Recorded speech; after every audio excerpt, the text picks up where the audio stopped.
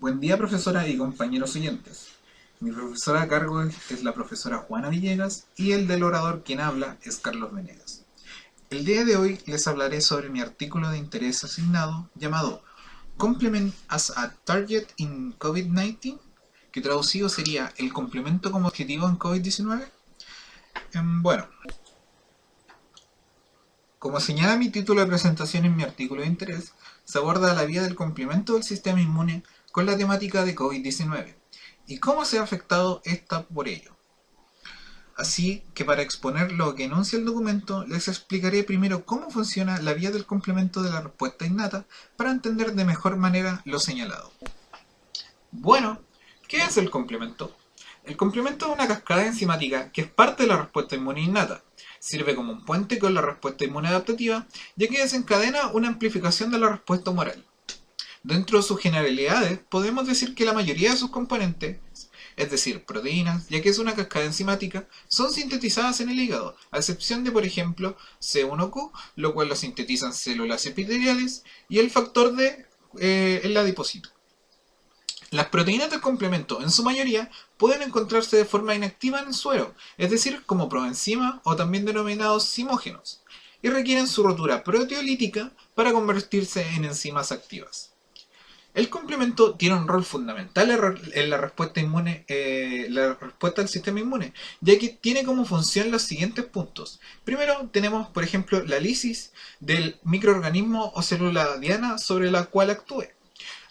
También tenemos que realiza el proceso de opsonización, por lo que mejora la fagocitosis y destrucción del antígeno. También, los productos difusibles del complemento activado provocan un incremento de la quimiotaxis sobre los fagocitos. También amplifica, como ya dije anteriormente, la respuesta humoral específica. También actúas eliminando a los inmunocomplejos. Y por último, tiene una participación en el control de la respuesta inflamatoria, punto relevante en el artículo de interés que procederé a explicar más adelante. El complemento puede activarse mediante el uso de tres vías. La primera, la ruta clásica, que conecta con el sistema inmune adaptativo por medio de su interacción con inmunocomplejos. La segunda es la ruta alternativa, que conecta con el sistema de la inmunidad innata o natural, interaccionando directamente con la superficie del microorganismo. Por último, tenemos la ruta de las lectinas, que es una especie de variante de la ruta clásica, pero se inicia sin la necesidad de anticuerpos y por lo tanto pertenece al sistema de inmunidad innata. Estas tres rutas comparten la última fase, la fase lítica, que consiste en el ensamblaje sobre la superficie del microorganismo del denominado complejo de ataque a la membrana. Bueno, procederé a explicar con un poco más detalle cada una de estas vías, siendo la primera la clásica. La vía clásica inicia posterior a que el anticuerpo se una al antígeno específico, y en él intervienen cuatro componentes: el factor C1, con sus subunidades Q, R y S, el factor C2, C3 y C4. La vía clásica inicia desde que la subunidad C1Q interacciona con el inmunocomplejo de antígeno-anticuerpo, uniéndose a este último por medio de sus porciones glomerulares, como se ve en la imagen de la izquierda, esas porciones circulares, y provocando un cambio en las subunidades C1R y C1S, que procederá a activarlas, generando de esta manera que el factor C1 sea activado. Y bueno, la imagen de la derecha pueden apreciar una micrografía de este complejo proteico.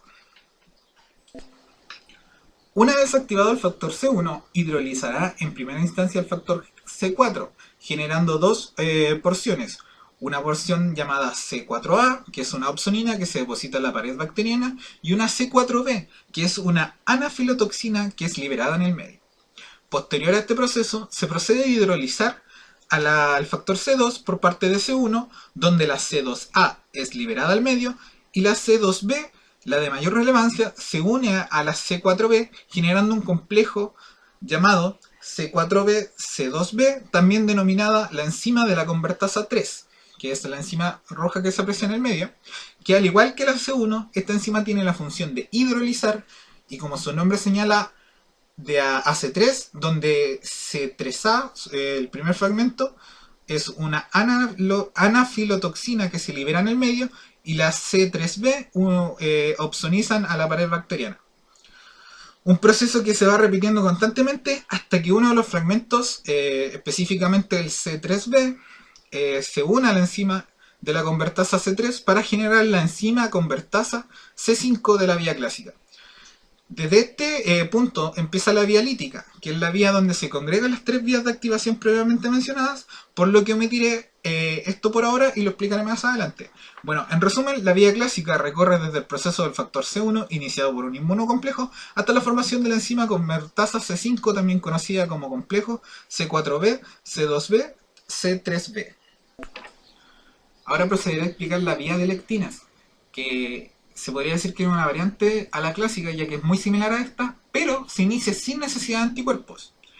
En ella participan cuatro componentes: MLB, también conocido como proteína unión de manosa, como se ve en la imagen, el complejo MASP, el MASP1 y MASP2, el factor C2 y el factor C4. Todo inicia por la unión de la MLB a la manosa de las superficies microbianas. Bueno, como dije anteriormente, la LMB se une a grupos de manosa de los patógenos presentes en la superficie de los patógenos.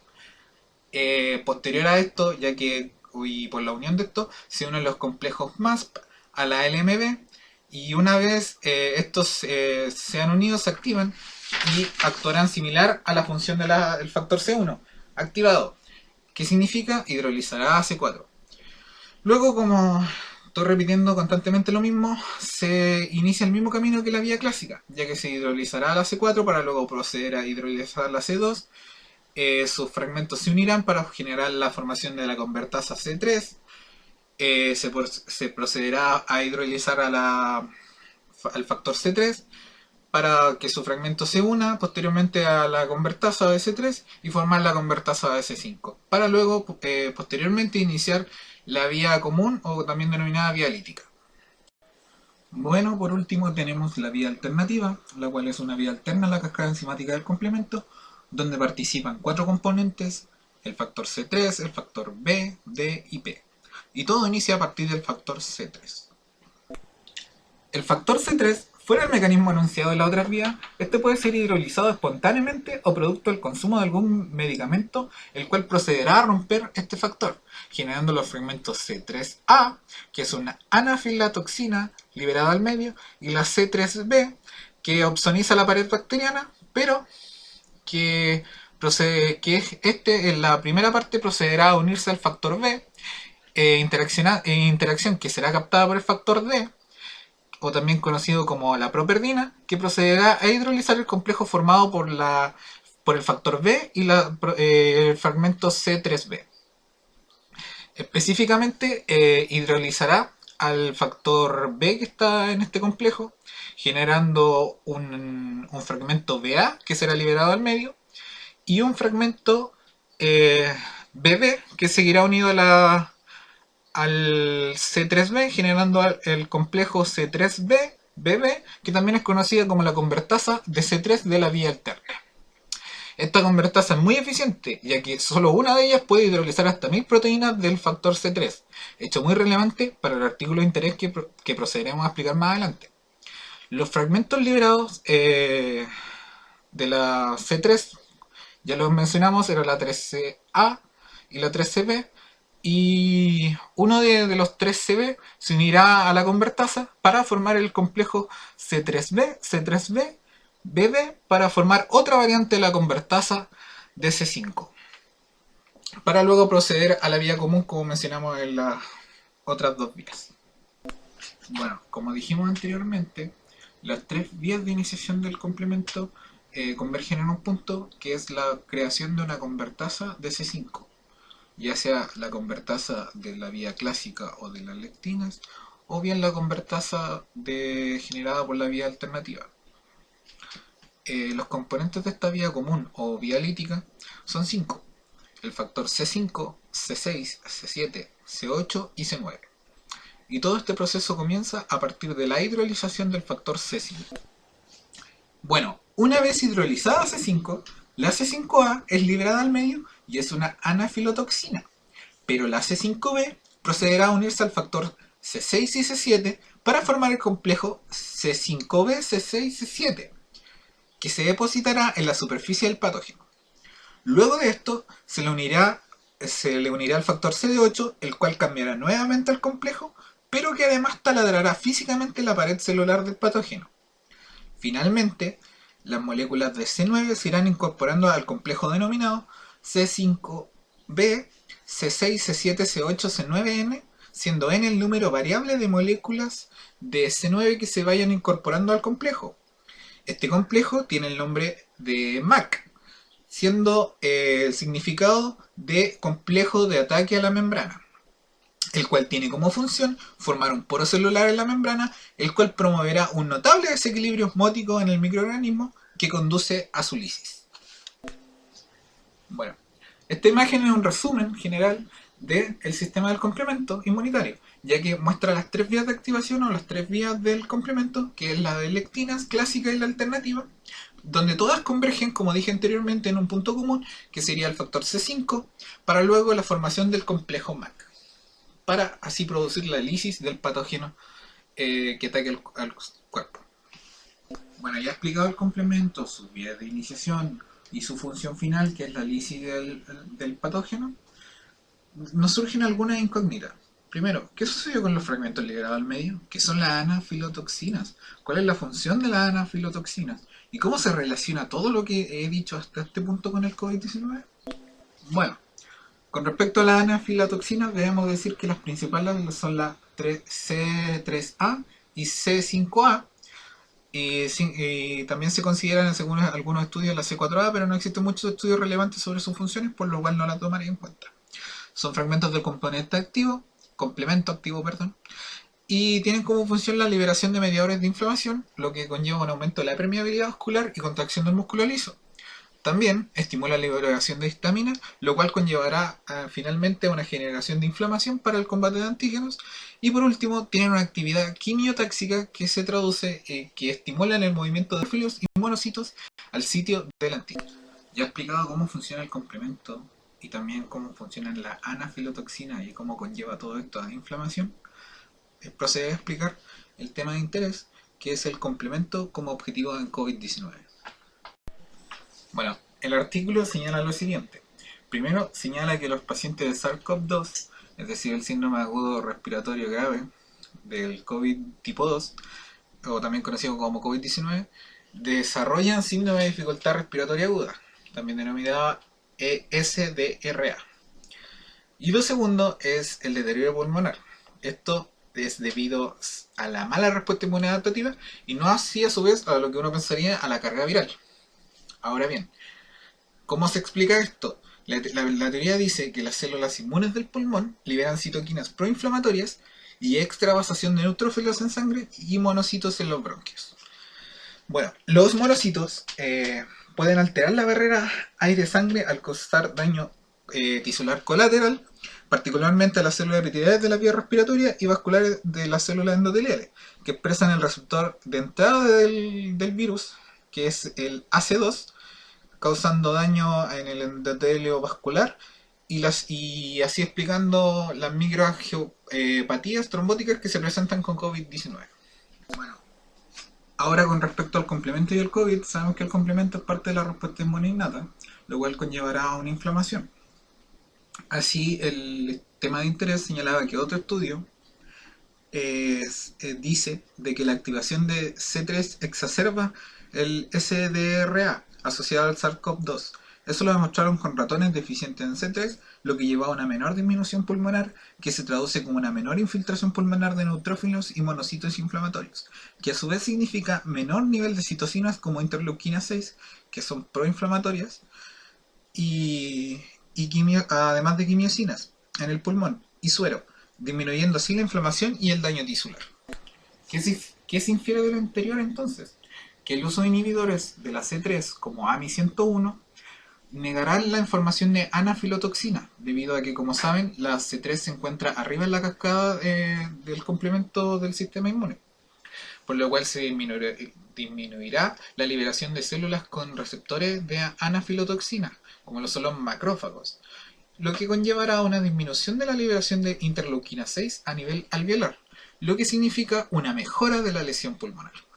Cabe decir de que se especulaba que puede ser una buena medida el uso de inhibidores del C3 mezclados con inhibidores de la interleuquina 6, ya que no va a afectar completamente la inhibición de la C3 a las interleuquinas, por ejemplo, o a otras medidas proinflamatorias del sistema inmune.